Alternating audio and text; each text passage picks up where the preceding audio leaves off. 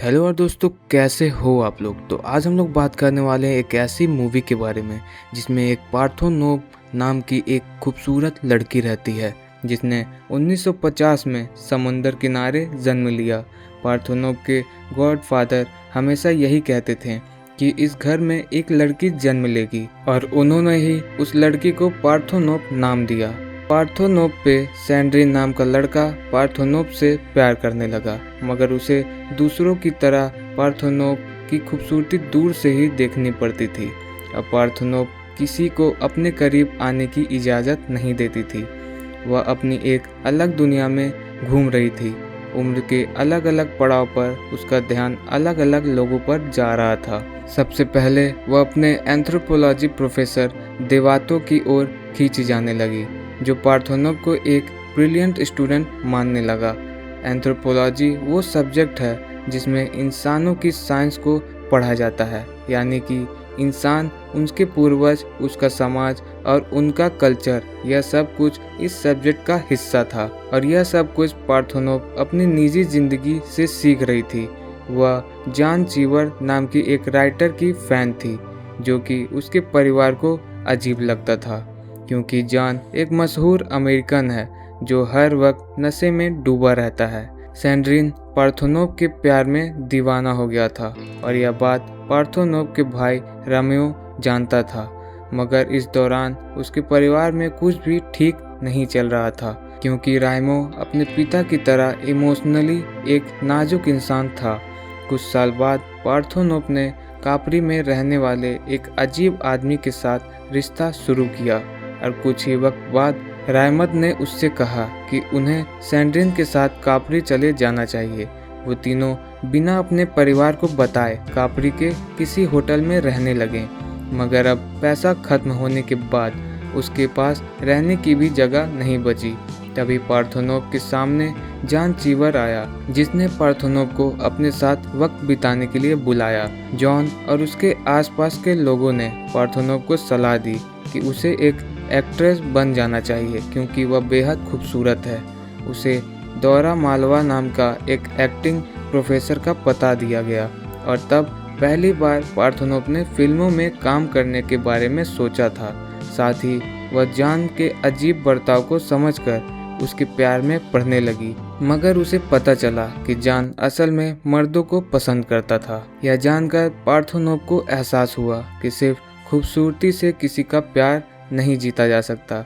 वो यह समझ गई कि वो चाहे प्यार ना पा सके, मगर अपनी खूबसूरती से वो किसी भी मर्द को अपनी ओर खींच सकती है, और अब वो यही करने लगी। लेकिन जब भी कोई उसके करीब आने की कोशिश करता, वह किसी गहरी सोच में डूब जाती और आसपास की खूबसूरती को महसूस करने की सलाह देती।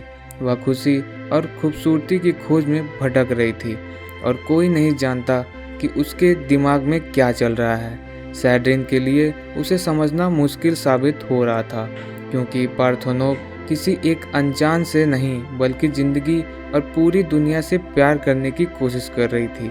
उसे पार्थोनोव का प्यार तो मिल गया, मगर जिस वक्त पार्थोनोव एड्रीनो के साथ थी, उसी वक्त राइमो ने डिप्रेशन की वजह से अपनी जान ले ली और पार्थोनोव की खुशियां और सपनों की दुनिया दोनों उजड़ गए। फ्यूनरल के लिए जब वह सब कब्रिस्तान की ओर जा रहे थे, उसी वक्त उन सबको पता चला वहां कलेरा फैल गया है। पार्थोनोव ने अपने प्रोफेसर से कहा कि वह अपने भाई की मौत का कारण समझना चाहती है, इसलिए एंथ्रोपोलॉजी में वह सुसाइड जैसे टॉपिक के बारे में पढ़ना चाहती है।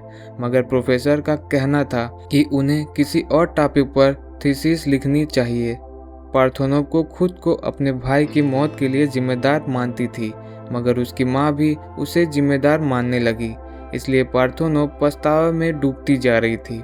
अपना दर्द छुपाकर और अपना घर छोड़कर वो एक दिन फ्लोरा से मिलने गई, जो उसे एक्टिंग सिखा सकती है। फ्लोरा भी किसी अजीब किरदार से कम नहीं थी। वह एक एक्टिंग सिखाने से पहले पार्थोनोव को फिल्म इंडस्ट्री के घिनौने राज बताने लगी। वह हर वक्त अपने चेहरे को छुपा कर रखती थी, क्योंकि ब्राज़ील के किसी प्लास्टिक सर्जन ने उसका चेहरा पूरी तरह बिगाड़ दिया। पार्थोनोव के पिता भी डिप्रेशन का शिकार बन गए थे।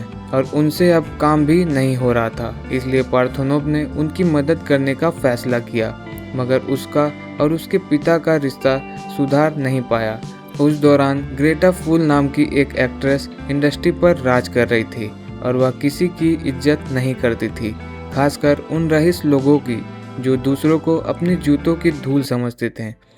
उसके इस बर्ताव की वजह से उसे कई बार अपने काम और पैसों से हाथ धोना पड़ा था, पर ग्रेटा के निडर बर्ताव ने पार्थोनोव को इम्प्रेस कर दिया था। ग्रेटा से मिलकर पार्थोनोव को यह समझ आया कि बाहरी खूबसूरत के पीछे कई राज छुपे होते हैं और जो लोग परफेक्ट नज़र आते हैं उनमें भी कमियां होती हैं। ग्रेटा ने उसे समझाया उसे फिल्मी दुनिया को भूल जाना चाहिए, वरना वह भी ग्रेटा की तरह जिंदगी से नफरत करने लगेगी। उस रात पार्थोनोव की मुलाकात रॉबर्ट नाम के एक अनजान लड़के से हुई। उसे एक ऐसे बदसूरत इलाके में ले गया जहां गरीबी और परेशानी थी, और इस बदसूरती के बीच पार्थोनोव ने कुछ खूबसूरत देखा। रॉबर्ट उस इलाके के गरीबों को पालता था और उनका ख्याल रखता था, और यह दुनिया पार्थोनोव के लिए बिल्कुल नई थी। उसे शहर की वह सच्चाई नजर आई जिसे बाहरी दुनिया से छुपाकर रखा जाता था। कुछ साल गुजरे, पार्थोनोव रॉबर्ट के साथ रहने लगी, साथ ही वह अपनी पढ़ाई भी पूरी कर रही थी और अपनी थीसिस लिखकर उसे एग्जाम में सबसे बेहतरीन परफॉर्म किया। मगर उसके प्रोफेसर खुश नहीं थे क्योंकि उसने ग्रेजुएशन पूरी करने में बहुत वक्त लगा दिया। पार्थोनोव अपने प्रोफेसर जैसा बनना चाहती थी, मगर प्रोफेसर ऐसा नहीं चाहते थे क्योंकि वो जानते थे कि पार्थोनोव पहले ही अपनी ज़िंदगी से निराश है। इसलिए अगर वह उनकी तरह एक प्रोफेसर बन गई तो उसकी सारी खुशियां खत्म हो जाएगी।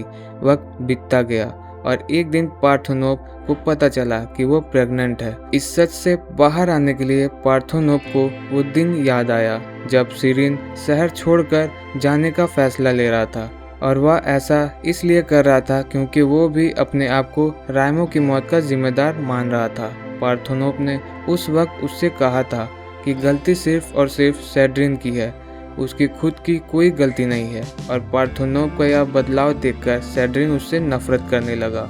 उसका दिल टूट गया क्योंकि उसे समझ आया कि पार्थोनोव कभी किसी से सच्चा प्यार नहीं कर सकती।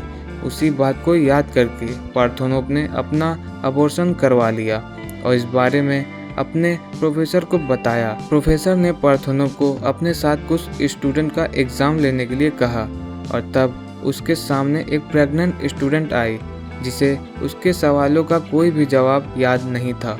इस सब के बावजूद पार्थोनोव ने उसे पास कर दिया, क्योंकि अगर उसे फिर से एग्ज़ाम देना पड़ा तो वह अपने होने वाले बच्चों को संभाल नहीं पाती। प्रोफेसर से कुछ नई चीज़ें सीखते हुए पार्थोनोव को अपने पिता का वह प्यार मिलने लगा जो राइमो की मौत के बाद उसे अपने खुद के पिता से नहीं मिल पाया। धीरे धीरे पार्थोनोव को जिंदगी की खुशी मिलने लगी और कुछ सालों बाद प्रोफेसर ने उसे अपने घर बुलाया जहां वह अपने बेटे के साथ रहते थे।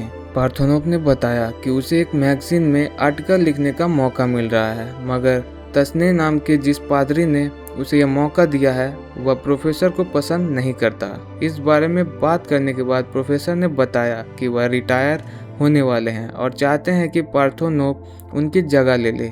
पार्थोनोव जल्द ही तसरोने से मिली और उसे चर्च का कोई खजाना दिखाने वाला था। उसी खजाने के बारे में पार्थोनोव को आर्टिकल लिखना था, और वह खजाना कुछ और नहीं बल्कि उस चर्च का एक चमत्कार है।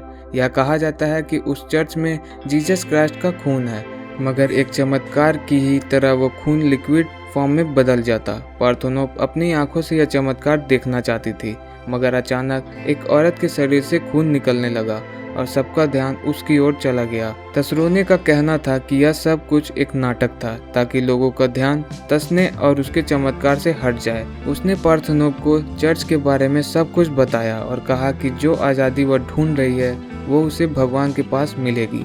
वो जानता था कि पार्थोनोव रोना चाहती थी और रोने के बाद ही वह जिंदगी को आज़ाद हो पाएगी।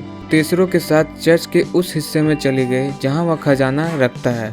तेसरो समझ गया कि वह पार्थोनोव को आसानी से पा सकता है और उसकी सोच सही साबित हुई। उस दिन चर्च में पार्थोनोव के आंसू निकलने लगे और तेसरो उसे समझ गया कि वह खुशी की तलाश में अपने आप को दूसरे को सौंप देती है।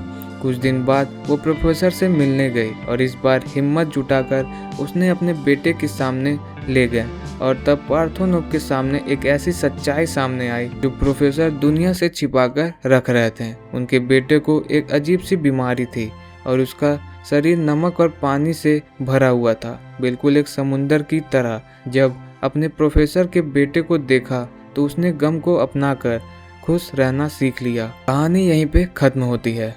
तो मिलते हैं अगली कहानी के साथ, तब तक के लिए बाय।